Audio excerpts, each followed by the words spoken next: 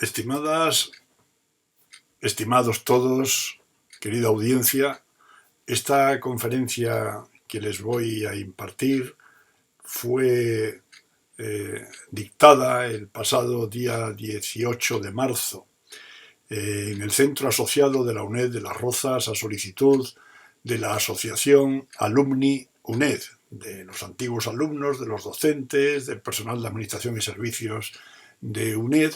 Me pidieron esta conferencia. Fue emitida desde allá y está en la red.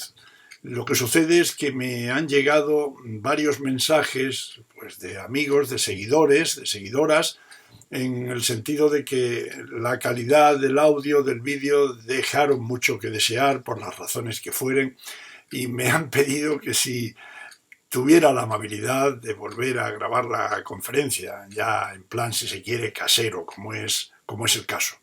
Y bueno, he encontrado un hueco y les voy a tratar de impartir de nuevo esta conferencia, quizás, pretender, con mejor audio y mejor vídeo. Muy bien, pues vamos a ello. Me van a permitir, en primer lugar, comenzar, pues, como corresponde, con los obligados pero muy sentidos agradecimientos, porque cierto es para mí un honor comparecer ante este auditorio de la Asociación Alumni UNED. Saludos cordiales a todas las autoridades que me acompañan en esta sala, a los organizadores de este encuentro en el Centro Asociado de Madrid de Las Rozas y, por supuesto, a todos los que me escuchan, a los que me dirijo, a quienes ocupan hoy estas butacas de forma presencial, como también y de manera muy especial a la inmensa mayoría de nuestra comunidad que sigue esta sesión a través de la red, bien sea en directo y sobre todo en diferido desde los más diversos puntos de la geografía española, que me consta, y desde tantos países de Iberoamérica donde la huella de nuestra universidad es bastante profunda. Bien, antes de adentrarme propiamente en el análisis académico del título de esta conferencia, me quiero ver en la obligación moral de realizar una aclaración que considero un ejercicio de honestidad intelectual frente a todos ustedes. No vengo hoy aquí con la intención de realizar una disertación estrictamente sobre la UNED. Yo soy consciente de que ese sería el camino más transitado, el más cómodo y seguramente el más esperado por un auditorio que está compuesto en buena parte por personas que han hecho de esta casa, de la UNED, una parte indisoluble de su propia biografía. Muchos de quienes siguen esta conferencia, o de quienes la puedan seguir, han estudiado en sus aulas, han superado sus retos en los centros asociados, o forman parte de su engranaje docente y administrativo.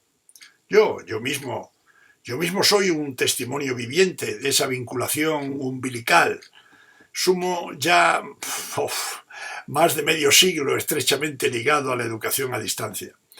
Mi periplo comenzó, pues, en esa piel del alumno de las primeras promociones de esta casa. Continuó en esa exigente trinchera de la tutoría y ha ocupado la práctica totalidad de su existencia, de mi existencia, como docente, como investigador, como analista sistemático de esta modalidad, pues hasta llegar a catedrático emérito de la UNED. Y hace ya tiempo, pues, jubilado.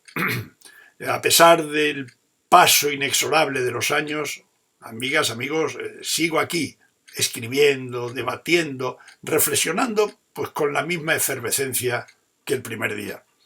Es probable que perciban en mis palabras un entusiasmo que no puedo ni quiero, no quiero ocultar, pero les aseguro que este sentimiento no brota de un compromiso institucional, ciego o protocolario, sino de una convicción científica, social, profundamente arraigada.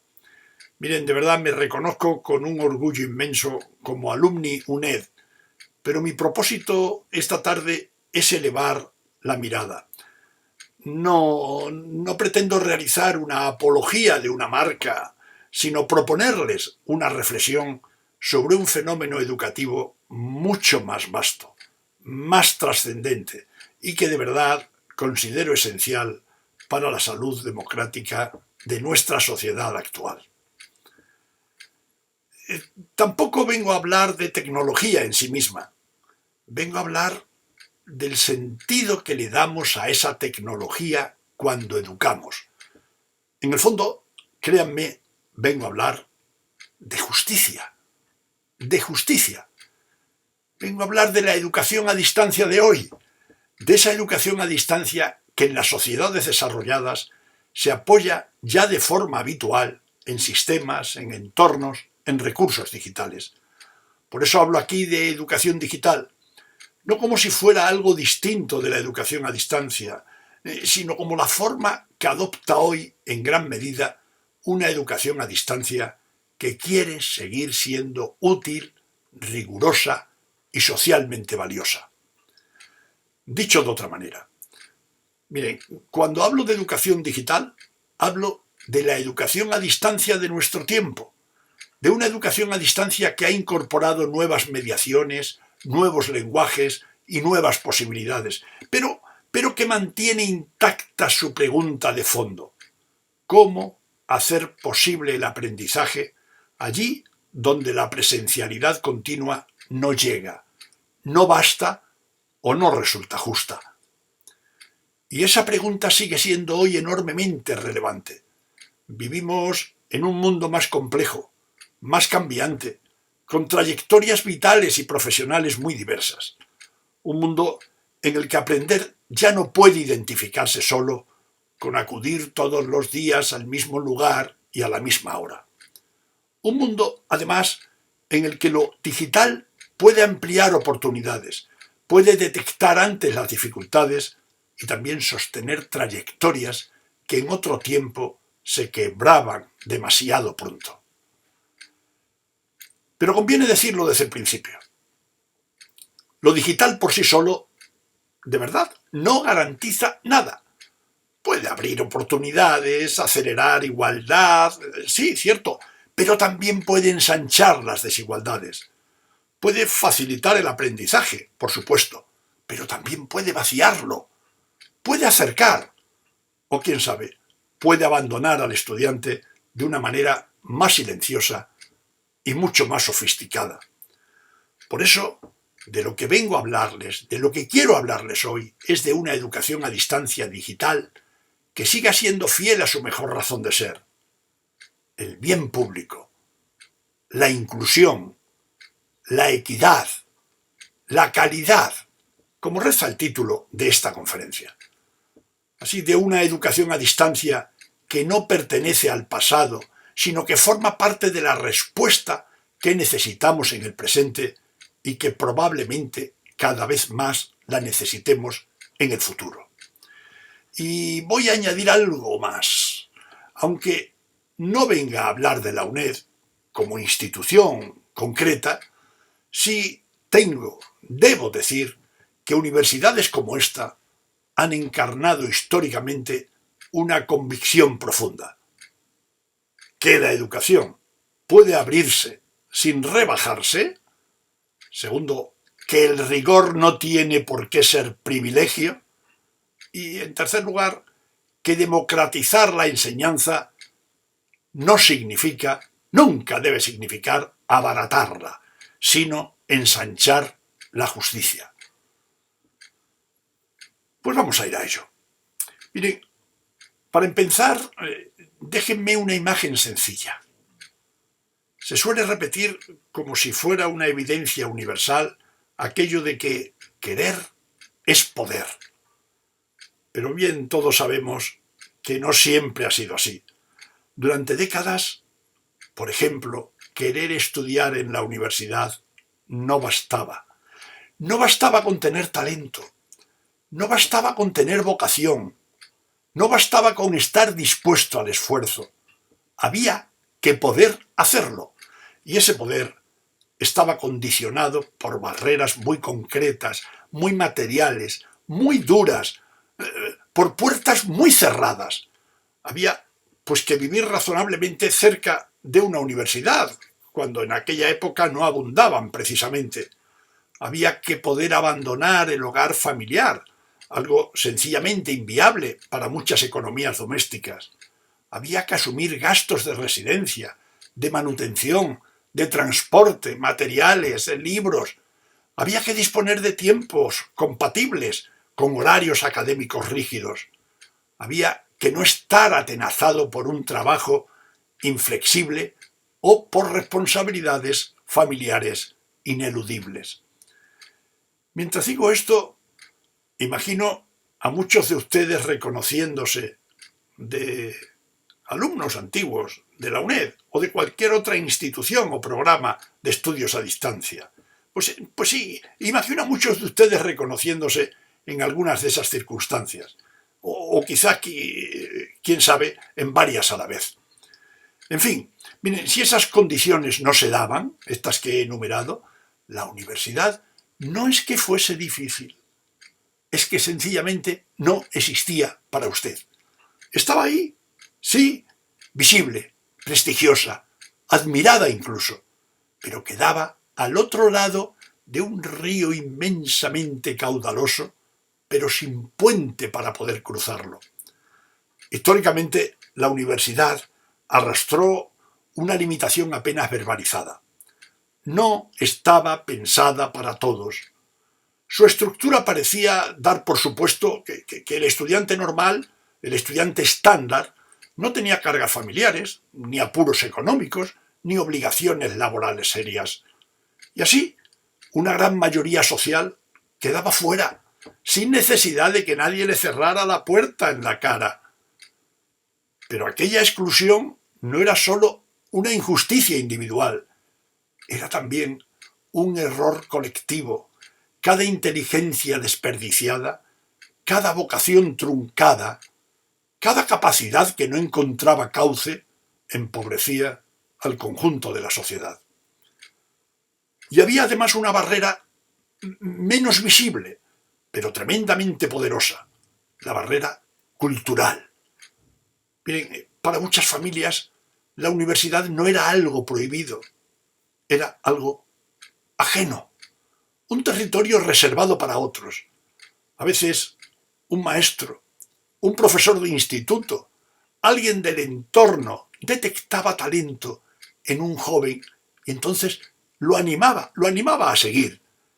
Pero al llegar a casa emergía la pregunta decisiva, esa que desinfló tantos sueños antes de empezar. Sí, muy bien, pero eso de ir a la universidad, ¿cómo se hace? Pues bien, desde esa pregunta nació y creció la educación universitaria a distancia. Nació como respuesta a una necesidad social profunda. Nació y se desarrolló porque había una desigualdad estructural evidente que dejaba fuera a miles de personas capaces de aprender. Nació para responder a una interpelación radical, esa de ¿qué hacemos con quienes tienen capacidad, quieren estudiar, pero no pueden acudir a la universidad? ¿Qué hacemos con ellos? Hoy, aquella distancia que parecía insalvable se ha acortado. La universidad ha dejado de ser para muchos un recinto ajeno para convertirse en un espacio alcanzable. Hemos aprendido, quizás tarde, que el talento está mucho más repartido que las oportunidades. Sin embargo, el reto actual ya no consiste en abrir la puerta, consiste en conseguir que quien entra a través de esa puerta permanezca, avance, culmine.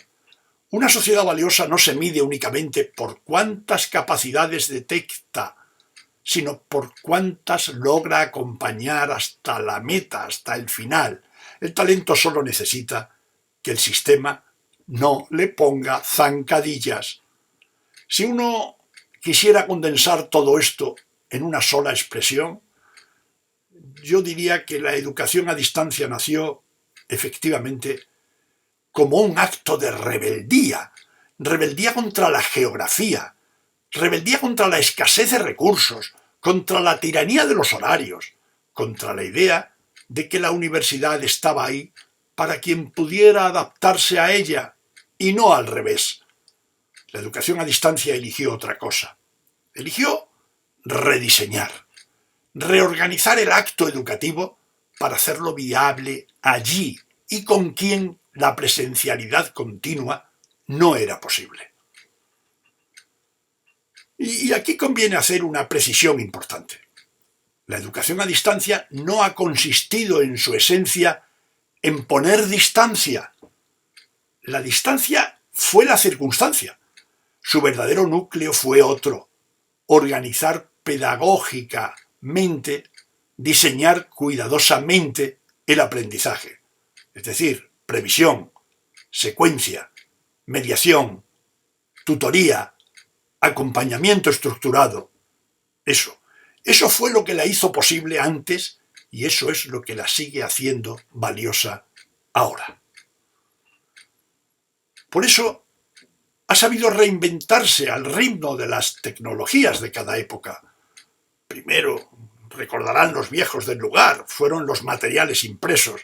Después llegaron la radio y la televisión, las cintas de audio, el vídeo, el teléfono, las primeras redes electrónicas, los campus virtuales y hoy, ya de lleno, los entornos digitales complejos, la videocomunicación síncrona, la asíncrona, los sistemas inteligentes de apoyo, la analítica del aprendizaje y, la inteligencia artificial generativa. Pero en todo ese recorrido hay una constante que no ha cambiado: la voluntad de derribar barreras.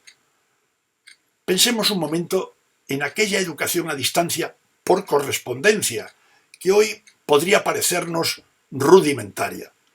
Sin embargo, fíjense, fue una auténtica revolución silenciosa. Aquellos materiales que llegaban por correo no transportaban solo contenidos, llevaban posibilidad, llevaban esperanza, ilusión, llevaban de algún modo el mensaje implícito de que alguien había pensado en usted, de que usted también podía aprender, progresar, acceder a saberes que antes parecían reservados a otros.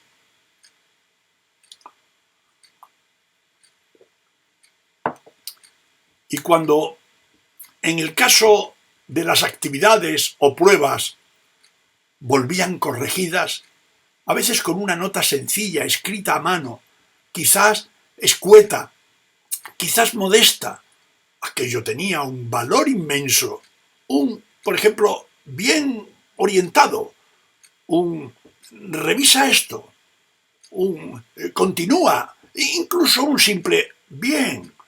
Aquello podía significar mucho más que una seca calificación numérica. Decían algo muy hondo, decían: te he leído, te sigo, no estás solo. Y esa expresión "no estás solo" resume de manera magnífica una dimensión esencial de toda buena educación: el acompañamiento. Porque aquí hay un hilo que llega intacto hasta hoy.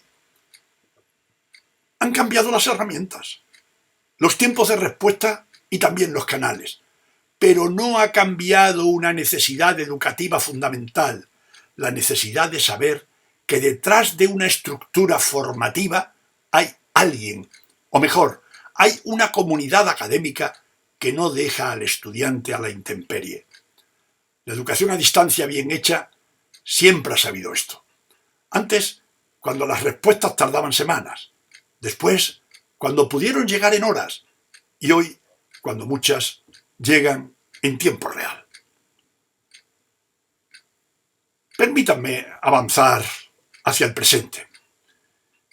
Sí, todos lo sabemos, vivimos rodeados de un optimismo tecnológico que a veces yo creo que resulta ingenuo. Se da por supuesto que por el hecho de digitalizar un proceso ya lo hemos mejorado. Se piensa que incorporar herramientas equivale automáticamente a transformar la educación para mejor. Y no es así. Digitalizar lo viejo no es transformar la educación. Un curso mediocre en formato presencial puede seguir siendo mediocre en formato digital. Y una propuesta presencial excelente puede degradarse si lo digital se usa como simple tubería de transmisión o como escaparate bonito de material mal hilvanado. La educación a distancia digital de calidad no consiste en subir documentos a una plataforma, no consiste en abrir un foro vacío, no consiste en multiplicar videoconferencias hasta el agotamiento, no consiste en añadir capas de herramientas sofisticadas sobre una experiencia que está de entrada mal diseñada. Eso es mera logística y la educación, amigas y amigos, no es logística. La educación es, o debería ser, una experiencia de construcción de sentido, de acompañamiento intelectual, de exigencia bien articulada, una experiencia que ayuda a pensar mejor, a comprender con más profundidad, a argumentar con más rigor. Por eso, la educación a distancia de calidad no se improvisa. Requiere diseño, coherencia, estructuras claras, materiales o recursos que no solo informen, sino que enseñen, actividades con propósito, evaluación sensata, auténtica, acompañamiento sostenido. Eso es. Voy a echar mano de algo evidente, algo que lo tenemos pues bastante presente, la pandemia. La pandemia pasada, de los años 20, 21, 22, la pandemia esta nos dejó una lección que podíamos considerar ambivalente. Por una parte, mostró que las tecnologías podían sostener cierta continuidad educativa en medio de una crisis absolutamente sin precedentes. Pero por otra parte, también dejó claro que sin diseño, sin apoyo, sin preparación y sin cultura pedagógica adecuada, esa continuidad podía transformarse en fatiga, improvisación, saturación, desconcierto, desigualdad, abandono. Aquel tiempo no debería confundirse sin más con la auténtica educación a distancia que aquí defiendo. En muchos casos fue enseñanza remota de emergencia, pues una respuesta ciertamente heroica, ciertamente necesaria, sin duda, pero no siempre pedagógicamente madura. Y esto importa mucho, porque a la educación a distancia se la ha juzgado demasiadas veces por sus peores caricaturas, mientras rara vez se juzga a la presencialidad por todos sus grandes fracasos, que también los tiene. Por eso conviene elevar el marco. Antes de hablar de inclusión, de equidad o calidad en sentido concreto, yo creo que debemos preguntarnos ¿para qué educamos? ¿Con qué idea de persona? ¿Con qué concepción del derecho educativo? ¿Con qué compromiso del bien público? Hoy podemos afirmar sin vacilación que la educación a distancia no es una modalidad marginal, secundaria o provisional. Es una pieza estructural de la educación contemporánea. No teman decirlo. Y lo es porque ha demostrado con hechos que el acceso a una formación de calidad no depende necesariamente de compartir un mismo espacio físico de manera continua. Y eso tiene consecuencias enormes cuando pensamos la educación como bien público. Un bien público no es simplemente aquello que financia un Estado o una administración. Yo creo que un bien público es aquello que una sociedad considera tan esencial para su dignidad colectiva que entiende que no puede dejarse a la arbitrariedad del privilegio. Pues como el agua, como la energía, como la infraestructura sanitaria. Y amigos, la educación pertenece claramente a ese orden de necesidades básicas de una sociedad decente. Pero afirmar que la educación es un bien público no bastaría. Hay que construir las condiciones de posibilidad para ejercer ese derecho. Ahí reside uno de los grandes valores históricos de la educación a distancia: convertir un derecho abstracto en una posibilidad real para millones de personas. Ahora bien, si queremos llegar a más personas, ¿cómo hacerlo sin degradar la calidad? ¿Cómo ampliar el acceso sin convertir la educación en una oferta vacía? ¿Cómo hacer compatible escala, exigencia y justicia a la vez? Mi respuesta desde hace años es bastante clara. Necesitamos pasar del aula entendida exclusivamente como lugar, al aprendizaje entendido como infraestructura. Infraestructura accesible, distribuida, continua y bien diseñada, capaz de llegar a las personas allí donde están, sin por ello renunciar al rigor. Pero atención, declarar algo como bien público no lo vuelve automáticamente justo. El bien público educativo solo merece ese nombre cuando va acompañado de inclusión real, de equidad efectiva y también de calidad exigente. Y es precisamente ahí donde la educación a distancia digital actual se juega su legitimidad histórica. Vamos a detenernos un poco en esos términos, si les parece. Vamos con la inclusión. La inclusión no consiste en invitar a entrar en un sistema que está pensado para otros. La inclusión consiste en diseñar desde el origen un sistema atento a la diversidad real de quienes estudian. Y aquí me gusta distinguir 3 niveles que son muy simples. El primer nivel: acceso. Puedo entrar. Todos podemos entrar. Segundo nivel: participación. Puedo seguir o no. Tercer nivel: éxito. Puedo aprender, progresar, culminar. Muchas políticas educativas se detienen en el nivel 1, en el acceso, y ya. Y ya eso desde el inicio fue una aspiración fuerte de la educación a distancia, que todos pudieran acceder. Pero la inclusión verdadera empieza a medirse cuando observamos si la persona puede también participar con sentido, avanzar sin ser expulsada silenciosamente del proceso. Incluir, por tanto, no es solo abrir la puerta, es sostener trayectorias. Porque la exclusión más dolorosa no siempre adopta la forma de un no puedo entrar. En los entornos digitales a menudo aparece de otra manera, con desorientación, con soledad, con sobrecarga, con mensajes que no llegan a tiempo, con estructuras confusas, con pequeñas renuncias que se van acumulando hasta convertirse en el temido abandono. En estos entornos, diríamos, ¿quién se pierde? Pues yo creo que se pierde quien no entiende cómo está organizado el curso, quien no sabe qué se espera realmente de él.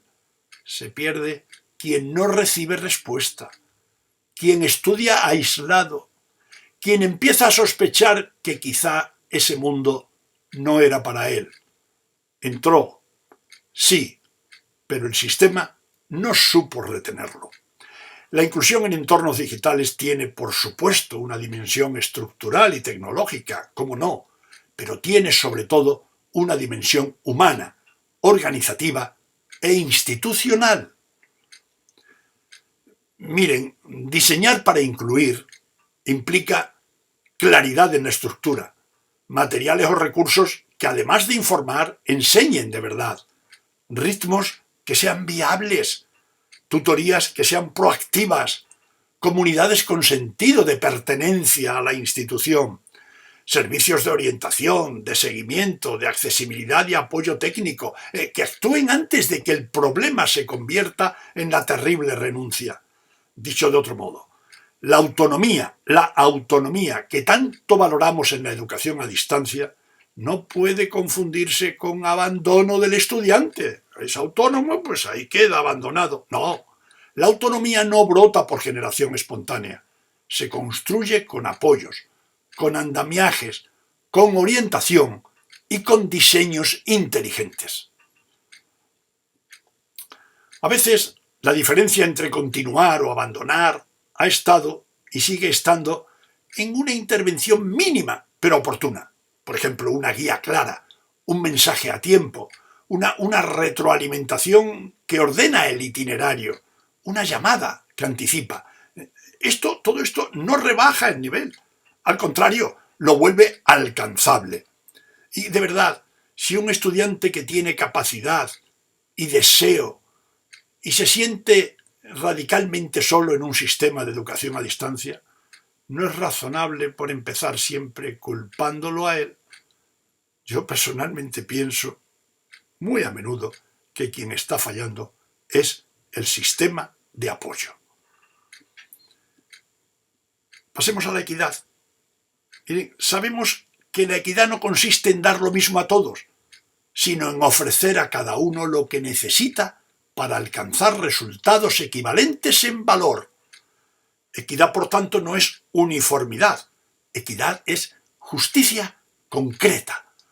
La desigualdad, además, ya no es solo tecnológica, bien lo sabemos, es también cognitiva, es cultural, es organizativa. No basta con disponer de conexión o disponer de dispositivo. Importan la capacidad de autorregularse, de interpretar consignas, de manejar tiempos, de acceder a apoyos y también de usar críticamente las herramientas que están disponibles. Miren ustedes, si para obtener un título universitario hay que estar necesariamente sentado un lunes a las 12 de la mañana en un aula concreta, ya no hablamos de mérito, de verdad, estamos hablando de privilegio. La equidad, en cambio, busca que el mérito sea posible desde cualquier lugar, en cualquier momento razonable y con el apoyo necesario. Y precisamente ese ha sido uno de los grandes objetivos de la educación a distancia, desmontar obstáculos que para muchos eran sencillamente insalvables. Podríamos preguntarnos, ¿qué barreras destacadas derriba la educación a distancia bien concebida, hoy además digitalmente reforzada? Pues yo diría que en primer lugar, es sabido de todos, derriba la barrera del tiempo. La educación digital permite una asincronía responsable y una sincronía selectiva. No todo tiene que ocurrir aquí y ahora. El aprendizaje requiere continuidad, sí, pero no siempre simultaneidad. Continuidad y simultaneidad no significan lo mismo.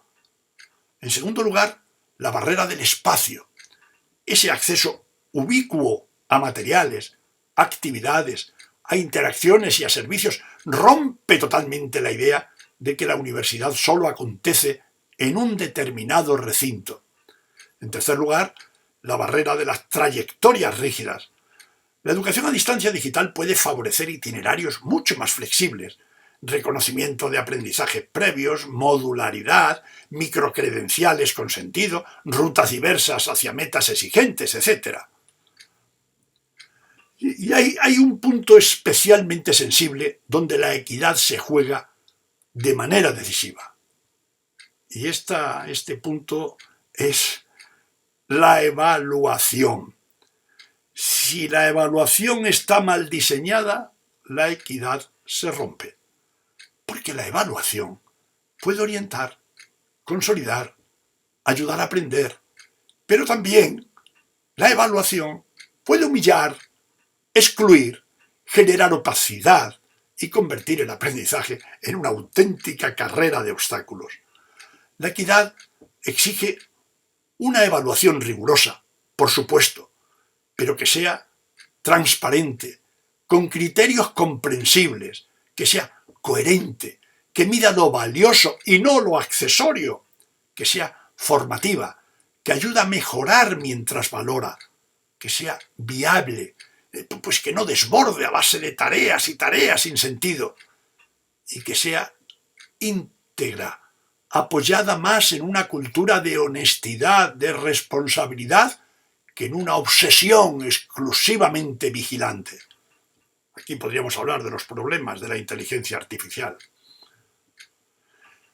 Pensemos en alguien que estudia a retazos, por ejemplo, en el transporte, en los descansos, en la noche, cuando la casa por fin calla. Eso no es épica, es vida real. Les preguntaría a muchos de ustedes, ¿o no? Y en la educación digital, quien no se conecta, quien retrasa una entrega, quien deja de participar, puede volverse invisible con enorme facilidad. De ahí la importancia de detectar a tiempo. Lo digital bien usado ayuda a percibir antes la caída. Mal usado puede precipitarla, puede acelerarla. Y he oído muchas veces una frase que me parece de una enorme dignidad moral. No quiero que me lo regalen, quiero que sea posible. Importante frase. No deseo regalo, deseo que sea posible llegar, avanzar, participar, culminar. Esa frase define quizás mejor que muchas teorías lo que entendemos por equidad. La calidad. Llegamos ahora a ese punto que deseo subrayar con especial intensidad, sí, la calidad. Durante décadas, sobre la educación a distancia pesó una sospecha recurrente, que no podía tener la misma calidad, que era una educación de segundo orden, que para abrir el acceso necesariamente había que rebajar la exigencia, etcétera, etcétera. Detrás de esas sospechas latía una dicotomía falsa: o excelencia para pocos, o acceso para muchos a costa de la calidad. Miren, permítanme decirlo con absoluta claridad.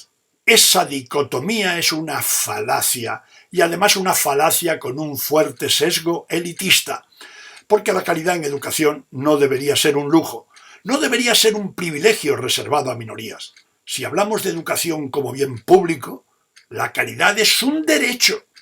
Y si una institución abre sus puertas, pero no garantiza aprendizaje valioso, rigor, coherencia, acompañamiento, no está democratizando nada, está distribuyendo expectativas que en muchas ocasiones van a terminar en frustración. ¿Y qué entendemos aquí entonces por calidad? Pues miren, no hace falta recurrir a una jerga excesivamente técnica. Calidad en educación puede entenderse de una manera muy sencilla. Calidad es, en primer lugar, coherencia. Coherencia entre lo que se promete y lo que se ofrece. Coherencia entre los objetivos, las actividades y la evaluación. Coherencia entre el esfuerzo que se exige y el valor formativo de lo que se obtiene. Calidad es, en segundo lugar, primero ha sido coherencia, en segundo lugar, exigencia con sentido. No dificultad arbitraria, no acumulación innecesaria de tareas, eso no es calidad, no burocratización del aprendizaje, pero sí exigencia vinculada a aprendizajes valiosos, a comprensión profunda, a análisis, a elaboración propia. Y calidad, en tercer lugar, es transformación. De verdad, cuando alguien termina una etapa universitaria, en este caso, y puede afirmar con honestidad que piensa mejor, que argumenta mejor, que comprende con más profundidad, que discierne con más rigor, ahí ha habido calidad. En la educación a distancia hay un momento especialmente revelador de esa calidad. No suele ser el examen final, suele ser, si se produce, el atasco intermedio.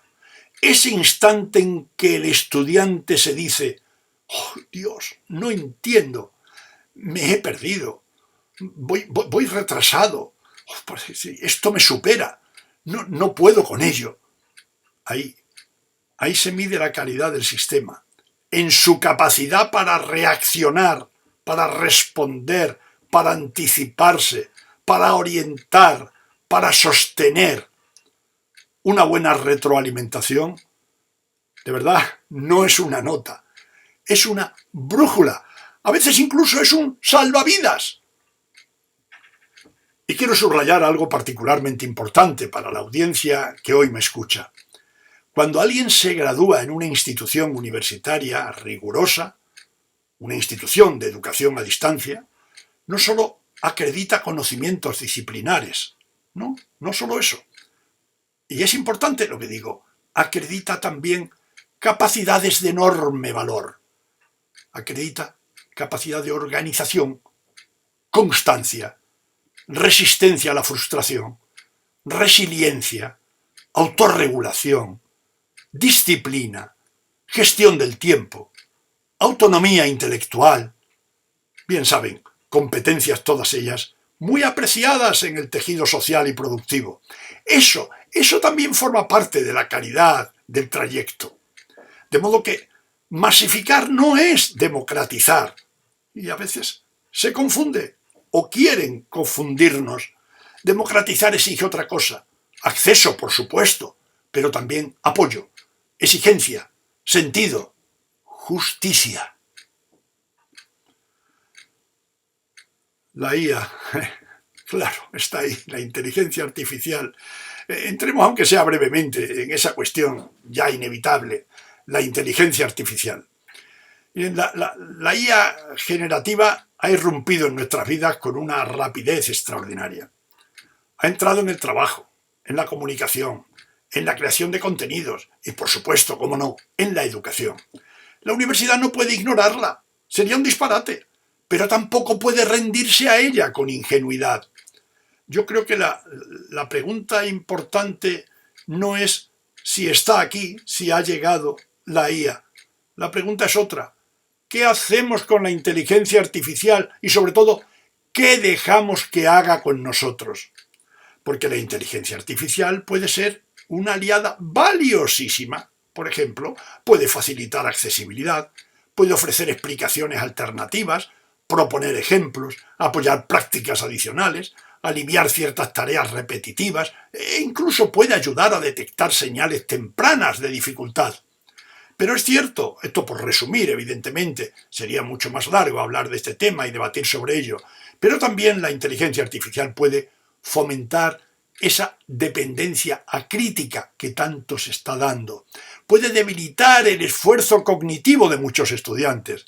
Puede generar trabajos correctos, pero sin comprensión. Puede ampliar la brecha entre un uso crítico y un uso pasivo. Y aquí conviene ser claros. La universidad no existe para producir respuestas rápidas, no. Existe para formar juicio, para educar la mirada, para enseñar a discernir, para ayudar a pensar con fundamento, a decidir con responsabilidad. Por eso el problema de la inteligencia artificial en educación no es, en primer término, técnico. Creo que es pedagógico, es ético. Todo depende del lugar que le asignemos a la IA. Puede empobrecer el aprendizaje siempre que se use como atajo. Puede enriquecerlo si se usa como apoyo para comprender mejor, para explorar alternativas, para poner a prueba argumentos, para detectar lagunas, para ensanchar preguntas. Dicho de un modo muy sencillo, una cosa es pedirle a una máquina que piense por mí y otra muy distinta es utilizarla para exigirme a mí mismo pensar mejor. Ese sería el punto. La universidad no debería educar consumidores pasivos de respuestas plausibles. Debería educar personas capaces de preguntar bien, de dudar con criterio, de verificar, de argumentar y de sostener una postura, una posición propia. En la universidad lo mismo sucede con la analítica del aprendizaje y con otras tecnologías emergentes hoy disponibles. Bien orientadas pueden ayudar muchísimo, pueden ayudar a detectar a tiempo, por ejemplo, pueden ayudar a personalizar ciertos apoyos, a comprender mejor los ritmos, las dificultades de los estudiantes. Mal orientadas pueden convertir la experiencia educativa en una maquinaria fría de control, clasificación, vigilancia. No deberíamos dejarnos deslumbrar. La tecnología tiene valor cuando amplía capacidades humanas, cuando fortalece decisiones pedagógicas sensatas.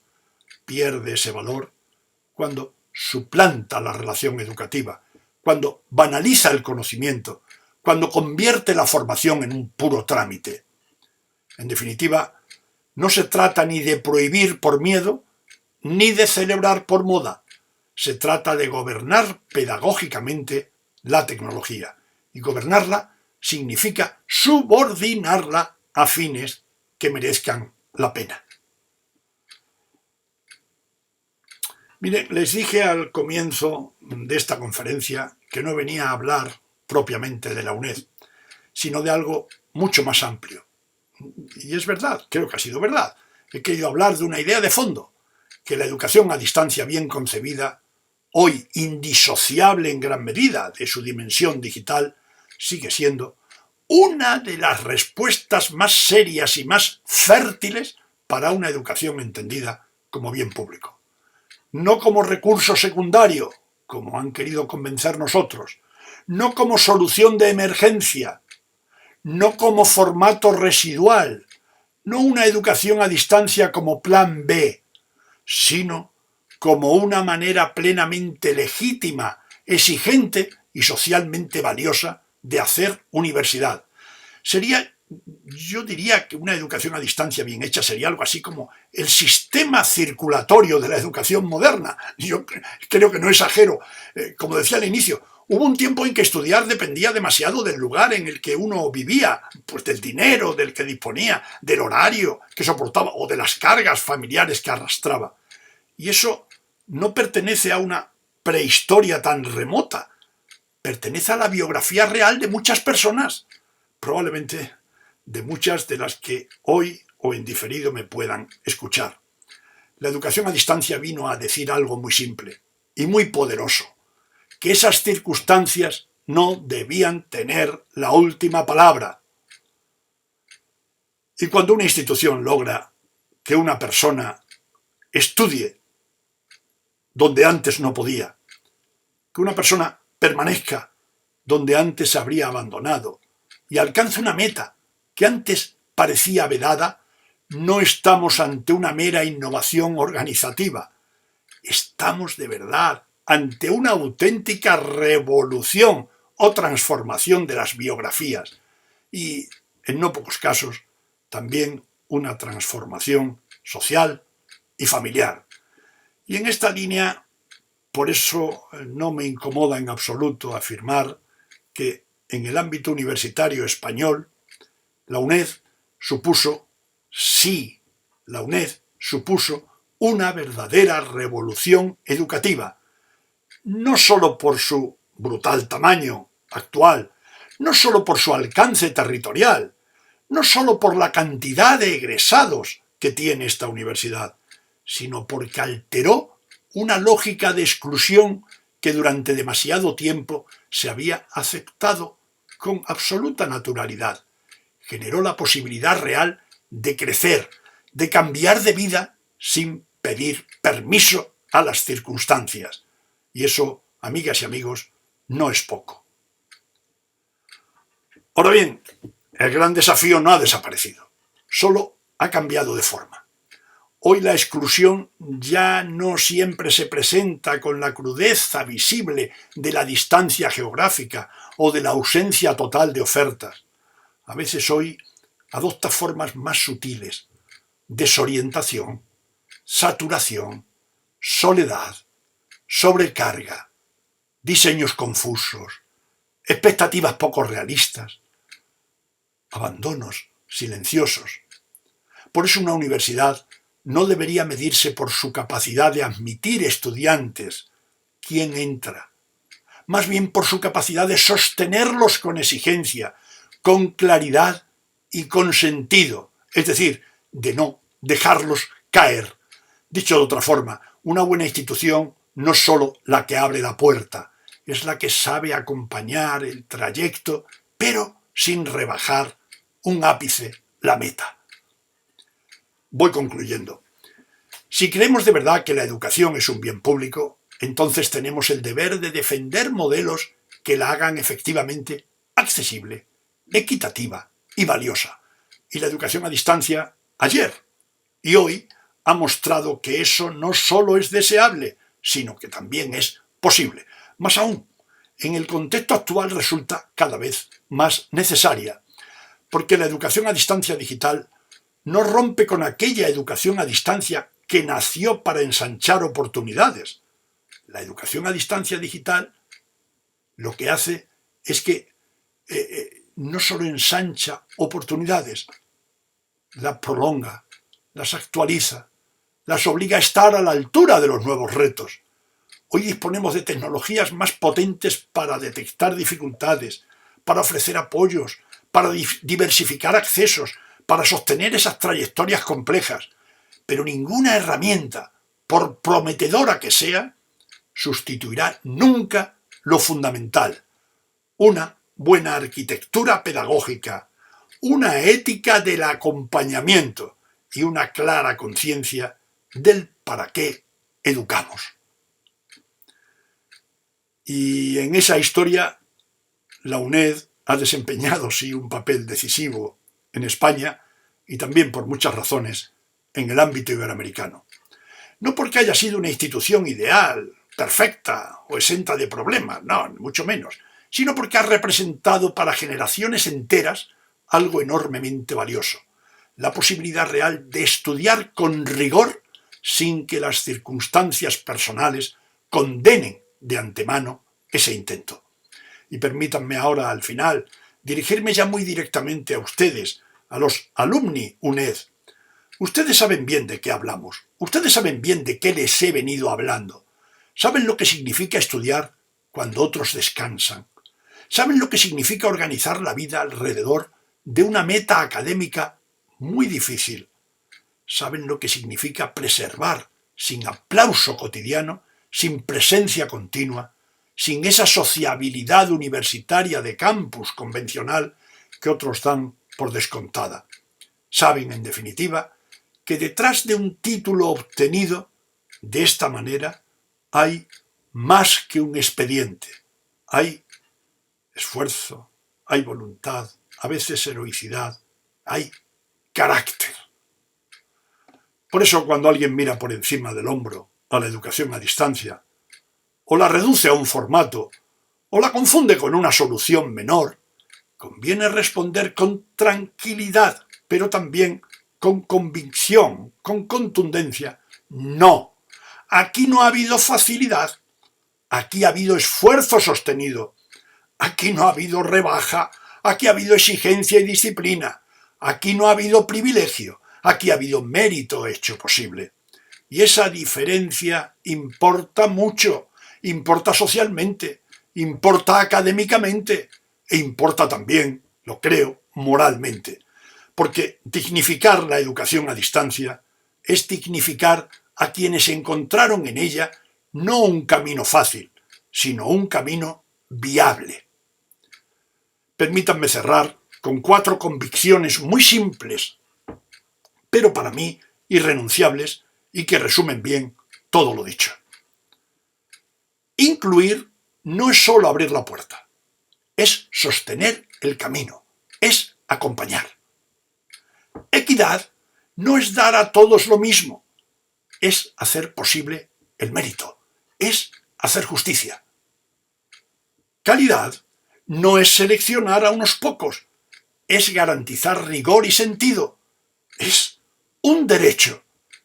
Y el bien público no se proclama, el bien público se garantiza, se concreta. Si olvidamos esto, podremos tener mucha tecnología, mucha retórica innovadora y muchos indicadores, pero habremos perdido lo principal, porque educar no es solo distribuir contenidos, es ensanchar posibilidades, es acompañar trayectorias, es evitar que el talento quede derrotado por las circunstancias. Y eso, justamente eso, es lo que la mejor educación a distancia ha tratado de hacer desde su origen. Por eso, quienes la hemos vivido, quienes la hemos estudiado, enseñado, defendido, sabemos que no estamos hablando solo de una modalidad educativa. Amigas y amigos, estamos hablando y defendiendo una idea exigente y profundamente decente de la educación. Ha sido todo. Muchas gracias. Un placer.